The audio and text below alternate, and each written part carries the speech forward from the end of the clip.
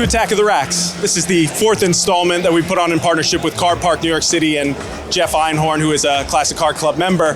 And as you can tell today, the theme is racks. This spectacularly well patinaed beauty is a 64 Ford Country Estate. It is an exceptionally beautiful car. It was bought from Iowa and shipped all the way out here sight unseen by the owner, who uses it as pretty much a go anywhere interesting with my kid's car. Got a nice Disco 2. These are awesome vehicles that can be had for a song. If you top hat the motors, they can be reasonably reliable vehicles that, again, you can pick up for $3,000 to $4,000 and, go off-roading with them. We put a yacht on top of one, and we put a full camping village on top of another. A Tesla Model Y they call the Overland Edition, so it is a Tesla, but raised with some Meteor tires, some driving lights, and obviously a rack. This G550, you don't see many G-Wagen owners who have properly outfitted their vehicle to go overlanding, and it's not as if this is one from the 90s either. This is a 2013, so it's really impressive to see the vehicle with a proper set of boots on it, a roof rack, as it should be, with some treads, a Honda street van. Now, these micro trucks, you see them everywhere in Asia. In the US, they're not nearly as common. They make a ton of sense. You wind up getting the same amount of storage out of a vehicle like this as you would, your other sort of standard compact vans. They're in half the footprint. The 500e was made in partnership with Porsche, and they basically built the cars at Mercedes and then rolled them over to the Porsche factory in order to get these wide body fender flares installed. Now, the subtlety of the wide body, it's not necessarily a massive or overstated wide body. It's very elegant. This vehicle belongs to Nick from Sunday Motor Co., who we've been out and seen many times on the CCC rallies. So why do you have this beautiful 500e? Because I saw it in the same parking spot that it lived for 12 years. It's obviously a significant car. Somebody has to take it. We finally convinced the guy to let go of it. Deeper for me, my grandfather had the first Mercedes dealership in Indiana. Beyond that, I'm a Porsche file. So it's kind of the crossroads of those two things. If you were going to own a Mercedes, it had to be a Mercedes Porsche. It had to be a Porsche, yeah. This is Brewster Green. It's out of character for me, typically a little bit more of a purist. I wouldn't change a color, a factory color, to a non-factory color. It'd be one thing to wrap it, but let's, full send, it's painted. It's the one color that both manufacturers have used. Porsche, it's a current paint to sample color. But originally, in the early 1900s, Mercedes used it on their cars and called it Brewster Green. It seemed right since it was a collaborative project. I learned how to drive a manual on this vehicle. Like this actual vehicle? This car. This is a 2-speed manual, 3 pedals. It's got a clutch. It's got reverse. I learned how to drive a manual on this when I was, I think, 8 years old. My daughter learned last summer on this. She was 7 at the time, so she can now drive this and shift the gears, downshift, go into reverse. I gotta say, as a recent father, that's dad goals. I mean, I'm getting goosebumps. So anybody that knows Zach knows that he competes in these Revolution cars.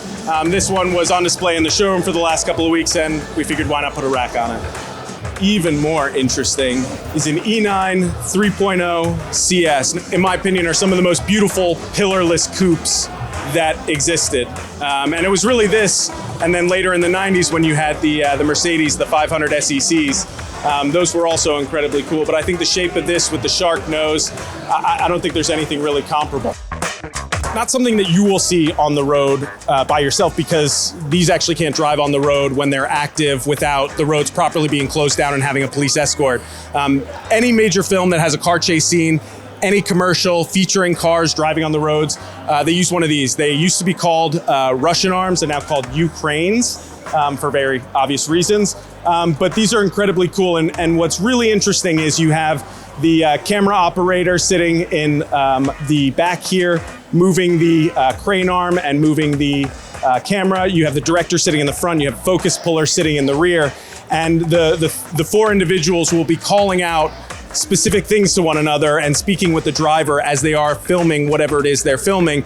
And it's one of the most beautiful ballets to watch, because it really is a master of teamwork and communication to do this properly. And again, when it's done right, it's so wonderfully seamless, and there's no car content like car content shot on one of these. Given we're talking about the Defenders that were there, we might as well talk about the last of the remaining alternative Defenders, which would be the G-Wagen.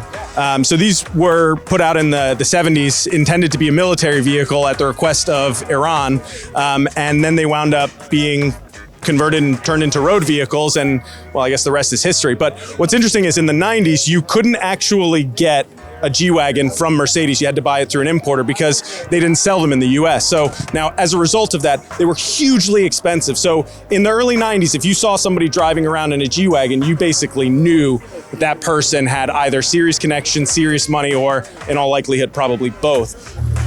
I think listening to that is just proof of why I think 964s are just the most awesome Porsches altogether. It sounds so mechanical. It sounds so fucking good. So the idea was to kind of keep it OEM plus, but a little bit different. So my concept was, if Porsche made a GT2 in 1991, what would it look like?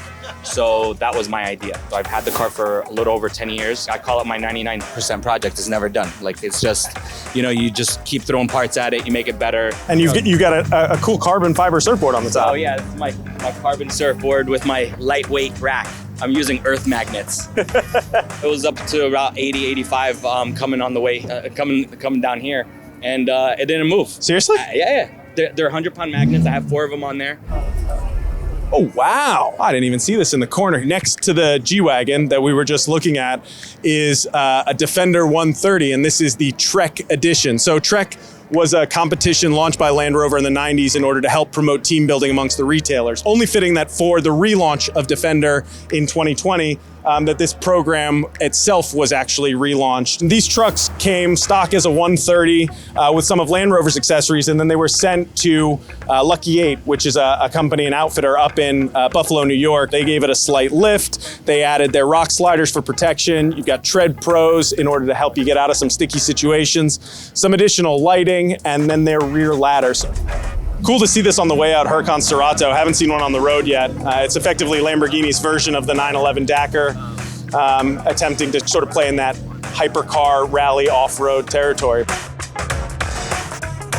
One of the things that I do love about Richard's builds, this is the second one that I've seen in person, but I love that the car is really well put together, and all of the character is put onto it afterwards, so that it's really a well-restored vehicle, but given this sort of additional artistic treatment. A 964 cab that I actually owned for about 7 years. I've always wanted to marry Star Wars and Porsche. Subtle details that people would eventually figure out. One of my favorite, and I thought it wouldn't be, is the side ramps. Anything off-road usually has those. So they come off, they're on 4 bolts, and they're usable.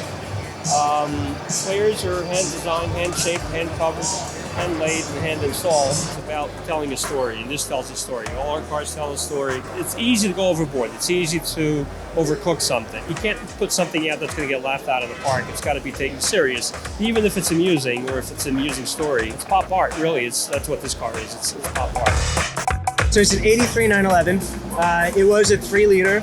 Now it's a 3.2-liter. Big cams, backdated airbox, ported cylinder heads. This car is a radiation detection unit. You've got your radiation levels, and then you've got your power armor. Whatever's red is still usable. If the red goes out, then you have to replace those panels. I built this. I wanted to play with layering them. I cut 2 different layers and then lit them in different colors so that they can work together. And then I 3D printed the bezel, printed the side, fit everything else together. Yeah, no radiation. That's the roof rack. Back here we have more paraphernalia from the game. 3D printed, painted, and sanded. This is a lot of detail that you put into this, so I take it you must do something in this field? And I'm an artist, I'm a photographer, and I just all-around tinkerer. I like to build things, and I've been to this event, 4 years now, since the first one. The reason why I came up with the Fallout is because the TV show's coming out, so I was like, oh, it's perfect time.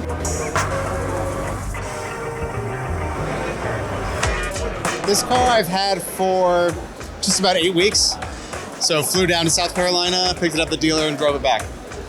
The way it should be done. What's nice about it is it's not very precious feeling, so you can kind of do everything. You can have your foot to the floor the whole time and not worry that you're going to prison immediately. We've taken it racing in the snow, taken it skiing, a bunch of days up on Route 22 in New York, going on rallies. You can kind of do everything with it. It's nice. You can take this car to 10/10s all the time. It's got to be cool to see how much turnout there was today, because this is the fourth, It's our 4th year. 4th one we've done this. Yeah. And I think this had to be the biggest, right? This was very big, yeah. I think we've run through almost about 1,000 people inside. So we had 1,500 signups for this. It's a big day for everybody. Oh, it's awesome, and I think the consistency and the quality of stuff that comes out, certainly justifies everybody coming to take a look. We told everybody to keep it weird, and they did. Personal favorites here, very, very difficult, but the Cayman next to me from FCP Euro is pretty awesome. There's like nothing stock on that car whatsoever. Anthony just left, but he had the deer on top of his 911 SC. I thought that was fantastic. The color of that car was also beautiful. It's That amazing, yellow, yeah. It's unreal. desert yellow. I've never seen that on a 911. I had never seen it either, too. This little Japanese key car over there with the surfing setup. Yeah. That's pretty high. And then the Brewster Green 500E is one of my favorites. Yeah, that car is insane. And if you look at the tires, they both have Redicine, the little one on the top and the one on the bottom. He matched them.